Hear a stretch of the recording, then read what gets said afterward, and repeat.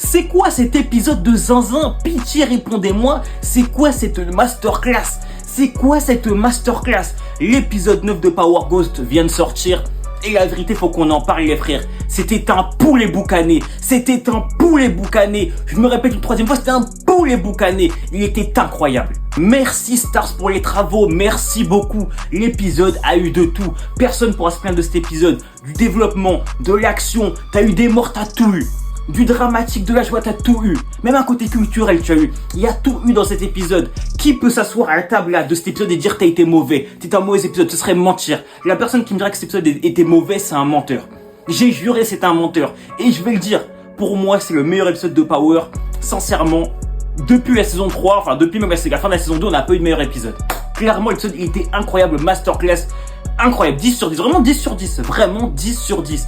Dommage qu'il se finisse carrément, parce qu'en fait j'aurais kiffé qu'il fasse un double épisode. Parce qu'en fait là on veut directement voir la suite. On veut savoir comment ça va se finir cette histoire. Et là clairement c'était incroyable. L'épisode était incroyable. Bon, par contre il faut se le dire, hein, clairement c'est la famille Tejada qui porte ce book. Là il n'y a plus aucun débat là-dessus. Kane est le personnage le mieux développé de l'histoire, il n'y a aucun débat là-dessus, faut être honnête. Et dans tout Power Ghost, personne n'a la cheville de Kane. Encore aujourd'hui cet épisode fait en sorte que Kane puisse fumer Noma dans le prochain épisode.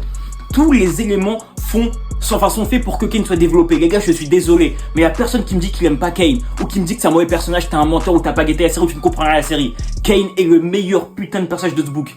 C'est le meilleur personnage. Les gars, en fait, depuis le Power Audio, on n'a pas eu un personnage aussi bien. Kane est une masterclass. Vraiment, merci Stars, et vraiment, on veut un spin-off sur Kane. C'est le meilleur personnage de tout Power depuis le Power de base. On n'a pas fait mieux.